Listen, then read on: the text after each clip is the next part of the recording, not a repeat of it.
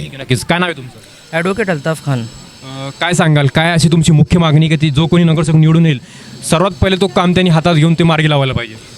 नगरसेवकांनी सहसा मेजर जो काम होता, लोकांचा जो त्रास होता तो पूर्ण केलेला आहे. परंतु आता जो मेन मुद्दा आहे तो आहे नशामुक्तीचा. तर कोंढव्याला नशामुक्त करावा, करप्शनमुक्त करावा आणि जितके इलिगल कन्स्ट्रक्शन आहे त्याच्यावर आळा घालावा. इलिगल कन्स्ट्रक्शनमुळे जितकी पार्किंग रस्त्यावर होते तो रस्ता मोकळा होईल. इलिगल पार्किंग जर मोकळी झाली तर लोकांना अडीअडचणीला गाड्या यायला जागा राहत नाहीत, कारण की रस्त्यावर गाड्या लागतात. रस्त्याच्या गाड्या काढल्या की रस्ता मोकळा होतो. रस्ता मोठा आहे असा नाही की छोटा आहे, पण गाड्या दोन्ही साईडला लागतात. तो काढला की रस्ता मोकळा होऊन जाईल. पाण्याची सुविधा त्यांनी मध्येच करून दिली होती. आणखी मोठी लाईन झाली कारण की लोक भरपूर झालेत, लोकवस्ती वाढलेली आहे. तर पाण्याची कनेक्शन झालं तर तेही होऊन जाईल.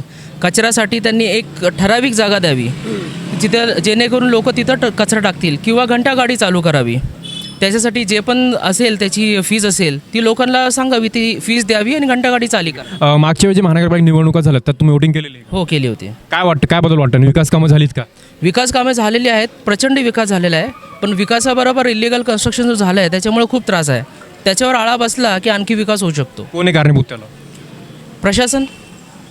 अजून कोण प्रशासनामध्ये कोण आहे? प्रशासनाच्या हातात असतं. प्रशासनामध्ये सगळे येतात ना, वरून खालपर्यंत. ठीक आहे, नक्कीच. हे काही स्थानिक नागरिक होते आणि त्यांच्या समस्या आपण इथं जाणून घेतल्या आहेत. विकास कामं झाली, त्यांची रखडलेली कामं आहेत ते लवकरात लवकर जो कोणी नगरसेवक निवडून येईल त्यांनी ते कामं लवकरात लवकर हाती घ्यावे. अशाच पॉलिटिकल बातम्या पाहण्यासाठी पाहत राहा पुणे लोक.